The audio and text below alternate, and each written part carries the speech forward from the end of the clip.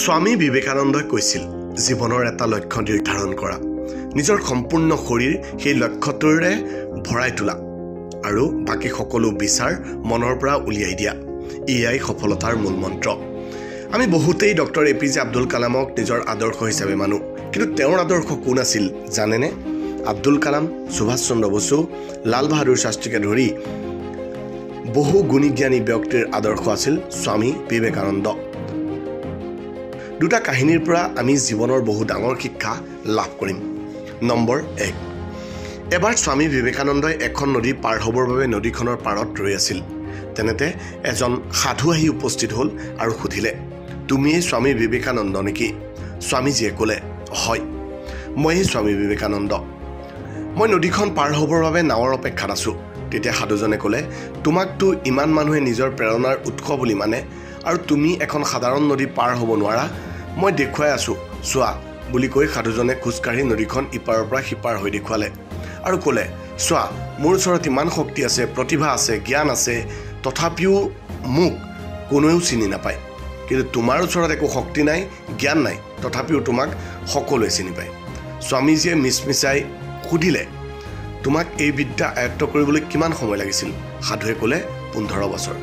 এনেদৰে স্বামীজীৰ নাওখন আহি পালে আৰু স্বামীজীয়ে সাধুজনকো নাৱত বহুৱাই ল'লে।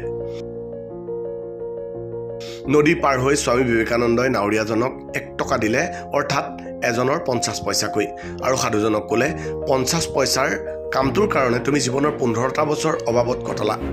তাতকৈ যদি সেই সময়খিনিত সমাজৰ বাবে কিবা এটা ভাল কাম কৰিলাহেঁতেন, তেন্তে তোমাকো সকলোৱে চিনি পালেহেঁতেন। তোমাৰ দৰেই আৰু বহু লোক আছে যিয়ে জীৱনৰ মূল্যৱান সময়বোৰ এনে কিছুমান কামত পাৰ কৰি দিয়ে যিবোৰৰ বাস্তৱ জীৱনত একো গুৰুত্ব নাথাকে।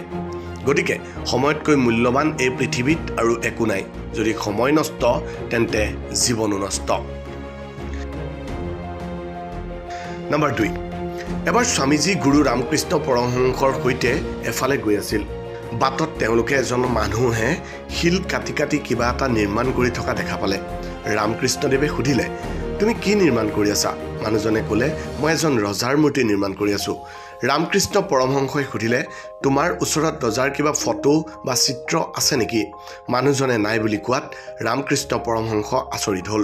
তেতিয়া মানুহজনে ক'লে, যদিও ৰজাজনৰ কোনো ফটো মোৰ হাতত নাই, কিন্তু তেওঁৰ ছবি মোৰ মনত স্পষ্টকৈ খোদিত হৈ আছে। এয়া কৈয়ে তেওঁ সঁচাই এজন ৰজাৰ সুন্দৰ মূৰ্তি নিৰ্মাণ কৰি উলিয়ালে। এই সকলো ঘটনা দেখি স্বামীজীয়ে জীৱনৰ এটা ডাঙৰ প্ৰশ্নৰ উত্তৰ পালে। যদি জীৱনত কিবা এটা পোৱাৰ ইচ্ছা প্ৰবল হয় আৰু তাৰ ছবি মনৰ ভিতৰত স্পষ্টকৈ খোদিত কৰি লোৱা হয়, তেন্তে সেই লক্ষ্যত উপনীত হোৱাটো নিশ্চিত।